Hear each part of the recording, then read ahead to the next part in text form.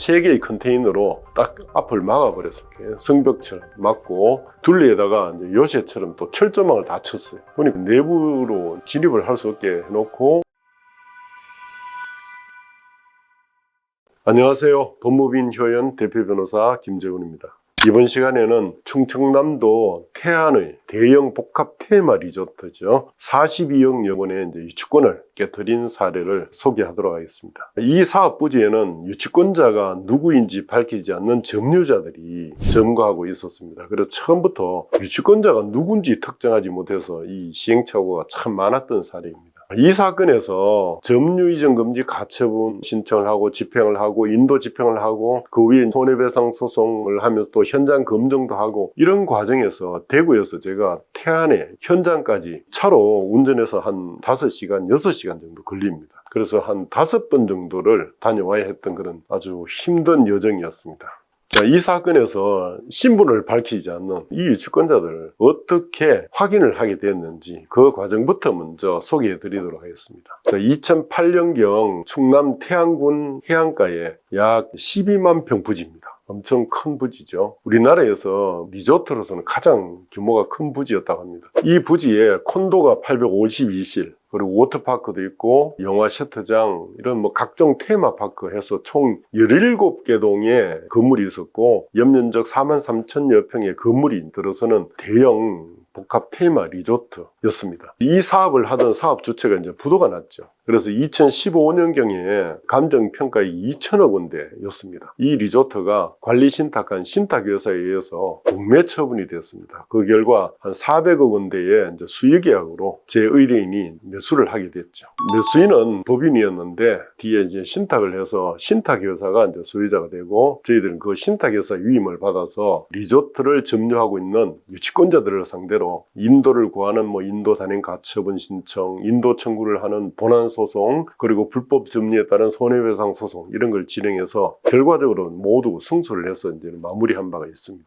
그런데 이 소송들을 하기 위해서는 점유자들이 누가 어떤 채권으로 유치권을 행사하는지 전혀 유치권 신고서나 이런 데 밝히지 않고 있고 그러면서 진입을 아예 원천 봉쇄해서 막아버리기 때문에 인도 대상자들을 특정하지 못하면 아예 소송 진행을 할 수가 없습니다. 그래서 부득이 먼저 채무자 겸 위탁자였던 사업 주체하고 그 대표 이사를 상대로 인도 단행 가처분 신청을 먼저 했습니다. 여기서 인도 단행 가처분 신청이라는 거는 인도 소송을 하면 시간이 많이 걸리니까 이 채무자들은 신속히 내보내기 위해서는 단순한 인도 본안 소송은 아닌 보전 처분이지만 인도 단행이라는 용어처럼 실제 인도 집행까지 가능한 가처분입니다. 그래서 이 제도를 이제 이용한 거죠. 자, 이렇게 인도 단행 가처분 신청을 하고 점유 이전 금지 가처분 신청을 하면서 그 가처분 집행을 하러 이제 현장에 진입을 해서 점유자들이 누구인지 확인하기도 하고 가처분 결정을 받아서 집행관을 대동하고 또 경찰까지 112 신고해서 경찰 도움까지 받아가 현장에 진입하려고 시도를 했습니다. 그런데 이 리조트는 좀 특이한 구조를 하고 있습니다. 리조트 부지 사방에 폭 한 4m 내지 5m 정도 되는 실제 물이 가득 찬 수로로 이렇게 둘러싸여 있었고 그 중세 유럽의 이제 성곽과 같은 그런 구조를 하고 있었습니다. 또 수로 또 바깥쪽에는 모두 한 높이 한 3m, 4m 정도는 이렇게 철책이 쳐져 있습니다. 오직 딱 한 군데 이 진입로 부분, 그 부분만 수로가 막혀 있었고 그 위로 이제 진입로가 평탄하게 갈 수 있게 구조가 되어 있었는데 그 진입로 쪽을 유치권자들이 딱 막아버리면 아무도 그 부지에 진입할 수 없는 이런 참 특이한 구조죠. 수로와 이제 이 수로 주위 부지의 일부가 모두 태안군이 관리하는 국유지입니다. 국유지 국어였습니다. 그래서 사업 주체는 그 안에 사업 부지 있고 그 주변은 국어니까 점용 허가받아 사용하고 있었는데 이것을 유치권자 측에서 이용해가지고 국어 부지인 진입로에다가 3개의 컨테이너로 딱 앞을 막아버렸어요. 성벽처럼 막고 둘리에다가 이제 요새처럼 또 철조망을 다 쳤어요. 보니까 내부로 진입을 할 수 없게 해놓고 만약에 그걸 통과해서 내부로 들어간다 해도 사업 부지로 못 들어가게 흙으로 이렇게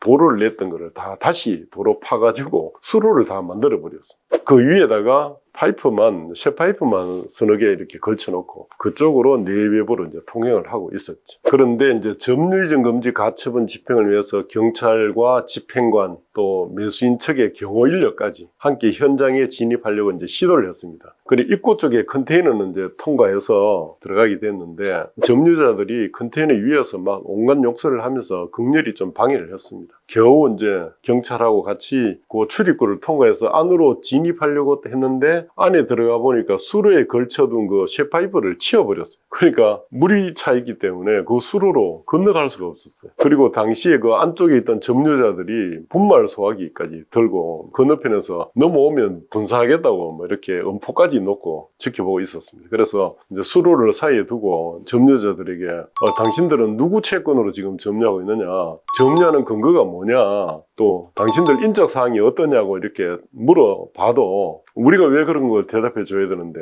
우리는 유치권자다, 우리 신분을 밝힐 이유도 없다, 뭐 이런 식으로 억지를 부렸습니다. 그래서 집행관도 더 이상 안 되겠다 하면서 진입을 포기하고 결국 바깥 컨테이너에다가 이제 고시문을 붙이고는 돌아설 수밖에 없었습니다. 사실 그때 그 먼 길까지 갔다가 점유이전 금지 가처분 집행 하나 못하고 또 유치권자 인적사항 하나 확인 못하고 돌아왔어야 되니까 참으로 좀 허탈했죠. 그때 함께 집행 현장에 갔던 우리 법인의 2명의 변호사 또 같이 현장을 갔는데 또다시 5시간을 걸려서 대구로 이제 이렇게 사무실로 돌아올 수밖에 없었죠. 그렇지만 그 뒤에 사업 주체와 그 대표를 상대로 하는 인도 단행 가처분은 인용 결정이 났습니다. 다행히. 그래서 또 집행하러 갔습니다. 그런데 이번에는 자신들은 이 사건 사업 부지가 아니고 입구에 국어 부지만을 점유하고 있다, 이렇게 또 주장을 했습니다. 아니 그러니까 이게 뭐 말장난 하듯이 이렇게 사업 부지 점유하고 있다 했다가 지금은 국어 부지만 점유하고 있다, 이렇게 하니까 집행관은 사업 주체 등이 점유하고 있다는 국어부지는 국공유지고 그에 대한 집행 권한은 없다, 그래서 집행불능을 선언해버렸죠. 이렇게 되니까 부득이 입구 쪽 국어부지를 점유하면서 이 사건 사업부지 전체에 대한 진입을 방해하는 점을 강조해서 2차로 또 명도 단행 가처분 신청을 했습니다. 그런데 2차 단행 가처분 사건에서 사업 주체 측은 자신들은 이 사건 사업부지를 점유하고 있다가 입구 쪽에 국공유지인 국어부지만 점유하고 있고 다른 하도급 업체들이 이 주권을 행사하면서 이 사건 사업부지를 점유하고 있다, 이렇게 또 강력히 주장을 바꿨습니다.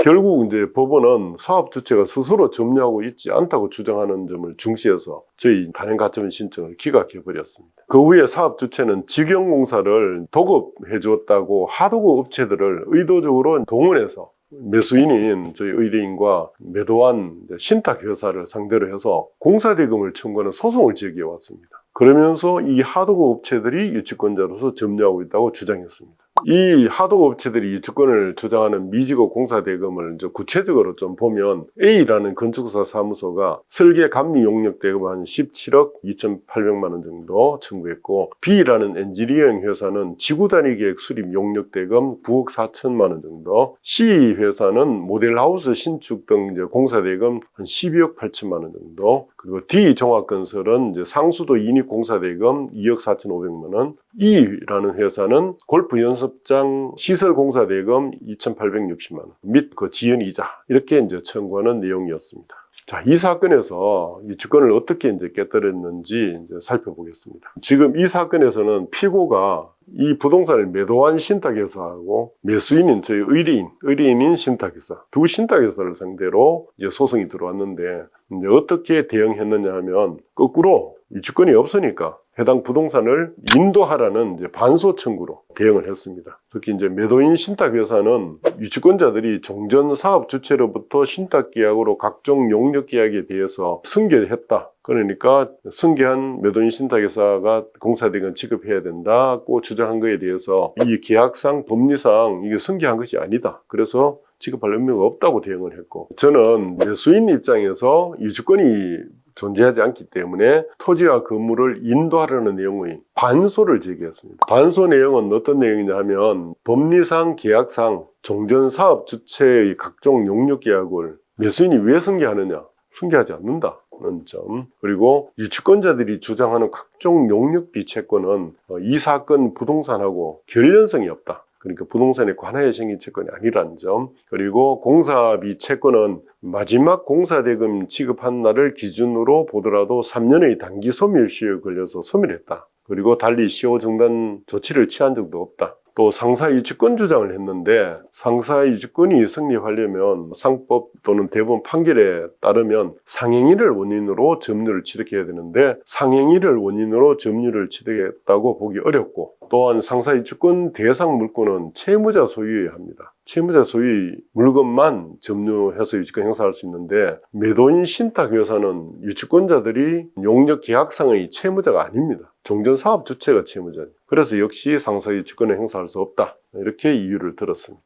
여기서 반소 청구를 우리가 했는데 그 반소 청구란 거는 유치권자들이 공사대금 청구를 먼저 이렇게 본소로 제기해 왔는데 거기에다가 반대 내용의 관련 청구를 우리가 한 거죠. 그래서 이 사건은 두 개지만은 하나의 판결이 이제 선고가 됩니다. 그러면 최종 판결이 어떻게 났는지 그 이유에 대해서 살펴보겠습니다. 이 사건에서는 결국 유치권자들이 청구는 기각되고 매수인의 반소 청구가 인용되어서 이제 최종 승소를 했죠. 이 사건 재판을 한 서울중앙지법 그리고 항소시민 서울고등법원 상고시민 대부분의 이제 판결 이유를 한번 살펴보겠습니다. 먼저 종전사업 주체의 사업 약정과 신탁제도 그리고 신탁계약의 제방 규정 취지를 한번 고려해 봤을 때 매도인 신탁회사가 유치권자들의 용역계약에 대한 종전사업 주체의 지위나 법적인 책임을 용역계약의 당사자도 아닌데 이행책임을 부담한다고 볼 수 없다. 이렇게 이제 판결을 했습니다. 자, 그리고 설사 매도인 신탁회사가 사업 주체로부터 각종 용역계약상 지위를 승계했다 하더라도 유치권자들이 각종 채권은 마지막으로 용역대금을 지급한 날로부터 3년이나 지나가지고 소를 제기했기 때문에 소멸시효가 완성됐다. 이렇게 판단했습니다. 다음으로 제가 진행한 매수인의 반소에 대해서 법원은 이렇게 판단했습니다. 유치권자들이 상사유치권을 주장하고 있지만 상사유치권이 대상이 되는 물건은 상법 제58조에 의해서 채무자 소유여야 되는데 이 소유자였던 매도인 신탁회사가 유치권자들의 용역계약상 채무를 부담하지 않기 때문에 즉 이제 채무자가 아닌 거죠. 채무자는 종전사업 주체고 이 매도인 신탁에서는 채무자가 아니기 때문에 매도인 신탁에서 소유의 토지에 대해서는 상사유치권 행사할 수 없다. 매수인의 나머지 여러 가지 주장에 대해서는 더 나아가 살펴볼 필요 없이 이유 없다. 이렇게 판단을 해서 최종적으로 대법원이 2019년 2월경에 매도인 신탁회사와 매수인의 이제 의뢰인인 매수인의 손을 들어주어서 그야말로 2년 만에 마무리가 됐습니다. 자, 유치권자들이 여기서 민사유치권을 행사하지 않고 왜 상사유치권을 행사했느냐? 그 이유에 대해서 추측해 보면 유치권자들이 주장하는 채권이 대부분 판례상 건물이나 토지에 관한 결련성이 없기 때문에 민사유치권을 주장했다가는 기각되니까 부득이 좀 폭넓게 결련성을 인정하는 상사유치권을 주장한 것으로 보여집니다. 그 다음 저희 매수인 측에서 승소를 하고 그 이후의 상황에 대해서 말씀을 드리겠습니다. 매수인 측은 대부분 판결이 나기 전인 항소심 판결이기 위해서 먼저 인도집행 신청을 했습니다. 그런데 인도집행을 시도하는데 실제 상당히 어려움이 있었습니다. 자, 1차 집행을 하러 현장을 갔습니다. 그까지 갔는데 진입로를 완전히 막고 있으니까 진입할 곳이 마땅치 않았습니다. 사방이 또 수로로 둘러싸여 있으니까 도저히 진입할 곳을 찾지 못하고 이제 철수를 했습니다. 그래서 부득이 한 달 후에 2018년 11월 28일자로 2차 인도 집행을 실시했습니다. 물론 그 전에 이제 현장에 집행할 만한 곳을 미리 찾았죠. 매수인 측이 인도 판결을 받아가 집행을 하려고 하면 그 집행은 사업 부지에 한정됩니다. 그래서 국어 부지로 들어갈 수도 없고 국어 부지는 유치권자들이 점유하고 있으니까. 그래서 사업 부지로 들어가는 진입로와 수로 그리고 수로 건너편 사업 부지 쪽 일부 토지 모두가 이제 국유지인 이제 국어였고 유치권자들이 그 국어 부분에 컨테이너를 두고 점유하고 있었기 때문에 진입로 쪽으로는 사업 부지에 진입조차 할 수 없었고 그래서 진입로 쪽 이외에는 모두 이제 수로로 또 둘러싸여 있고 3-4m 높이의 철책이 설치되어 있어서 진입할 곳이 마땅치 않아서 참 고민을 많이 하다가 그나마 수로가 좀 얕고 폭이 좀 좁은 곳을 골라서 그쪽으로 이제 진입하기로 결정을 했습니다. 포크레인을 동원해서 언덕에다가 길을 냈습니다. 그리고 언덕 위에 있는 철책을 이루는 그 쇠파이프들을 산소 용접기로 이제 절단을 했고 사업 부지로 진입을 했습니다. 집행관과 10여 명의 경호 인력, 경찰 중대병력까지 동원되어서 지켜보는 가운데 집행이 실시됐죠. 그리고 사부지 안쪽에 있는 현장 사무실부터 집행을 실시했는데 그 점유하고 있던 유치권자 측 점유 인력이 4, 5명 정도 됐는데 아예 번호판도 없는 차량으로 우리 집행 인력이 있는 쪽으로 막 과속으로 몰아서 치일 듯이 돌진을 했다가 갑자기 사람 있는 직전에 급정거를 하는 이런 행위를 여러 번 반복하면서 위협을 가했습니다. 그리고 어떤 유치권자는 분말 소화기로 경호 인력의 얼굴에다가 직접 분사까지 하기도 했습니다. 그래서 상당히 살벌한 현장이었습니다. 저도 그 자리에서 집행을 지켜보던 중에 차가 옆으로 지나가는 상당히 위험한 상황도 맞기도 했습니다. 경찰이 중대병력이 옆에 대기하고 있는데 전혀 제지를 하지 않고 있습니다. 그냥 옆에 지켜보고 있었어요. 그래서 제가 경찰이 지휘관이 가서 집행관이 지금 공무집행을 하고 있지 않느냐, 이거 방해하는 행위를 하고 있는데 이 뻔히 보시면서 왜 가만히 있느냐, 좀 적극적으로 개입을 해서 방해 행위를 제지해 줘야 되지 않느냐, 이렇게 강력히 좀 항의를 했습니다. 그런데 그 경찰관은 이렇게 답변했습니다. 서울 용산에 철거 참사가 한번 있었던 그 사건 때문에 경찰은 이런 상황에 부딪히면 누가 직접적으로 다치는 등 이 범죄 행위가 실제 발생한 경우에만 개입을 할 수 있다. 그렇지 않으면 개입 못한다. 라고 하면서 점유자들이 그렇게 난리를 쳐도 전혀 개입하지 않고 구경만 하고 있길래 참으로 좀 황당하기도 했습니다. 그렇게 저렇게 집행을 시작한 지 한 3시간 이상 걸려서 현장 사무실 집행이 다 끝나고 점유자들을 사부지 밖에 그 구구부지 컨테이너 쪽으로 다 몰아냈어. 이에 이제 매수인 입장에서 집행관에게 진입로 컨테이너 쪽에 이 사람들을 몰아낸다고 해가지고 이 근본적인 해결이 안 된다. 이 컨테이너가 비록 구구 위에 있지만은 진입에 방해가 되고 향후에 그곳이 있다가 언제든지 다시 이 사부지를 침입할 수 있기 때문에 저것까지 다 철거해달라. 이렇게 요청을 했습니다. 그러나 집행관은 집행 대상 아닌 국유지, 국어는 집행할 수 없다. 그래서 어쩔 수 없이 그 컨테이너를 손댈 수 없으니까 컨테이너하고 우리 사부지 경계 부분에다가 포크레인으로 큰 도랑을 만들었습니다. 수로 같은 걸 하나 더 만든 거죠. 만들어서 이제 그 점유자들이 사부지로 건너오지 못하게 이렇게 이제 조치를 취하고 그 옆에 건물 쪽에 경호 인력이 상주하면서 이 사람들 침범하는지 감시하게 그렇게 해두고 이제 철수를 했죠. 그런데 이 유치권자들은 사부지에서 구구부지로 이렇게 쫓겨난 이후에도 종전에 점유하던 구구부지에 컨테이너를 그대로 두고 사람을 고용해서 계속 진입 도로 쪽을 점유하고 있었습니다. 이에 이제 매수인 측에서 구구 관리를 하는 지자체에다가 이 무단 점유하는 컨테이너를 철거하고 점유자들을 좀 내보내달라 이런 민원을 수차례 넣었는데 그래도 해결이 되지 않았습니다. 그 다음 이제 이 유치권자들에 대해서 불법 점유를 이유로 16억의 손해배상 청구한 내용을 소개해 드리겠습니다. 이처럼 유치권자들이 인도 집행을 다 했는데도 불구하고 여전히 구구부지인 진입로를 점유를 하는 바람에 현실적으로 진입로를 이용할 수 없게 되기 때문에 사업 승인을 변경해서 별도의 진입로를 개설하지 않으면 안 될 그런 상황이 되었습니다. 그래서 유치권자들을 협상의 장으로 끌어내기 위해서 이 불법 점유를 인한 임대료 상당의 손해배상 청구 소송 제기하자 이렇게 제가 제안을 해서 이제 소송이 이제 시작됐습니다. 이렇게 이제 손해배상 소송을 하게 된 배경에는 만약에 이제 유치권자들인 그 업체들을 상대로 몇 억이든 몇십억이든 손해배상하라는 판결이 나면 자기들이 그 배상을 안 해주려고 합의를 하고 현장을 철수하지 않을까 하는 기대감으로 이제 이 소송을 제기했죠. 그런데 이제 유치권자들을 상대로 사행수익에 따르는 부당이득 반환 청구가 아니고 이렇게 불법 점유에 따른 손해배상 청구를 하려면 불법 점유인 점이 분명히 나타나고 또 입증이 돼야 됩니다. 그래서 참 어려운 소송이었죠. 공사대금 채권이 존재하지 않음에도 허위 채권을 주장해서 유치권 점유를 한 사정 같은 게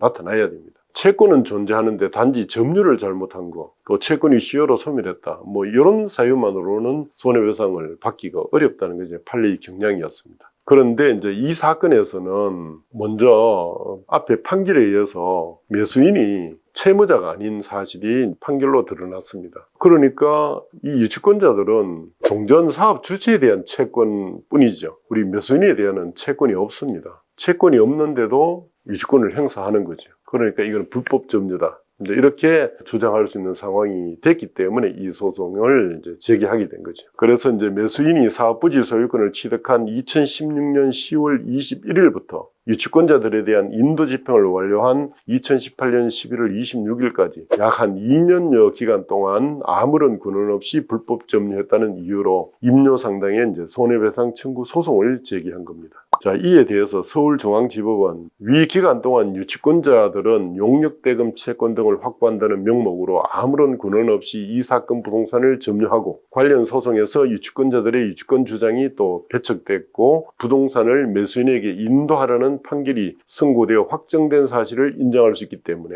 유치권자들의 점유는 매수인의 소유권을 침해하는 불법 행위에 해당된다. 그래서 유치권자들은 공동해서 매수인에게 그로 인한 손해를 배상할 책임이 있다. 이렇게 해서 매수인의 손을 들어준 겁니다. 이 사건에서 유치권자들은 이런 주장도 했습니다. 사업부지 중에 영화 세터장 부분은 우리가 점유하지 않았다. 또 건물 있는 부지 부분은 점유하지 않았다. 이런 주장도 했지만 법원은 이렇게 판결했습니다. 유치권자들이 사업부지의 유일한 출입구 부분을 컨테이너로 막고 출입을 통제함으로써 사업부지 내 세터장은 물론이고 건물 부지, 모든 부지 전체를 다 점유한 것으로 봐야 된다. 이렇게 판단을 했고 또 유치권자들이 불법 점유에 따른 고의 과실이 자기들이 없었다. 이렇게 주장한 데 대해서는 그 유치권자들이 그동안의 재반 행태에 비추어 볼 때 사업부지를 점유할 권한이 없음에도 불구하고 점유해서 소유자인 매수인에게 손해를 가한 것에 대해 고의 또는 과실이 있었다. 이렇게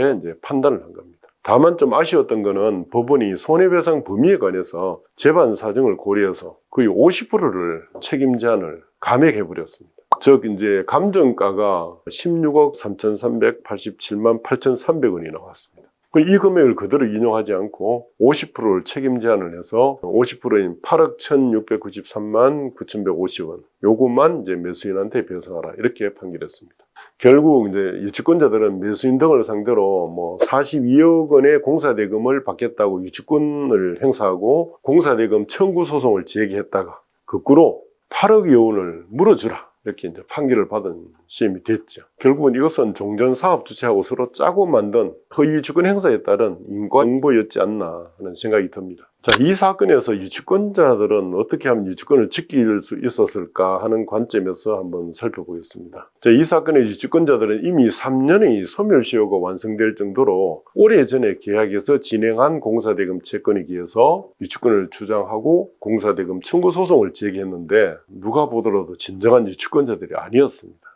사업 주체와 아주 친분 있는 그런 협력업체들인데 사업 주체가 유치권 점유를 무기로 해서 공매의 매수인으로부터 협상을 통해서 좀 손해를 만회해 보려고 인위적으로 동원한 허위 유치권자라는 거죠. 그러므로 따로 그들의 유치권 지키는 법에 대해서 과연 언급할 필요가 있을까 하는 생각이 듭니다만 다만 그들이 진짜 유치권자라 하더라도 유치권을 행사하려면 대부분 판례에 비춰보더라도 각종 용역대금은 부동산과 관련성이 없기 때문에 유치권이 성립할 수 없다는 점. 그리고 용역대금 채권의 소멸시효가 3년이기 때문에 3년 내에는 판결을 받아두거나 가압류 등의 보존 조치를 하지 않으면 유치권이 성립하지 않는다는 점을 잘 알고 대응을 했어야 되는데 그런 기본적인 조치나 판단 없이 유치권 점유를 하고 공사대금 청구 소송을 제기했기 때문에 필패한 것이 아닌가 하는 생각이 듭니다.